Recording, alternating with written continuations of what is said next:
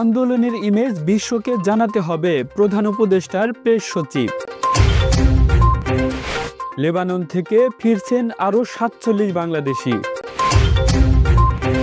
কুড়িগ্রামে ছাত্র জনতার উপর হামলা, নিষিদ্ধ ছাত্রলীগ কর্মী গ্রেপ্তার। তত্ত্বাবধায়ক সরকার ব্যবস্থা ফেরাতে রিভিউ শুনানি রোববার। মেহেরবানি করে চাঁদাবাজি করবেন না, রাজশাহীতে কর্মী সম্মেলনে জামায়াতে আমির।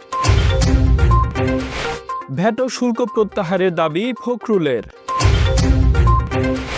বাংলাদেশের অর্থনীতির গতি কমবে, মূল্যস্ফীতি থাকবে চড়া, বিশ্বব্যাংক। বন্দীদের নতুন তালিকা তৈরি করল ইসরায়েল, মুক্তি পাবেন ৭৩৭ ফিলিস্তিনি। সিনেমায় শুটিং করার সময় আহত হন অর্জুন কাপুর। নেপালকে হেসে খেলে হারিয়ে বিশ্বকাপে সূচনা বাংলাদেশের।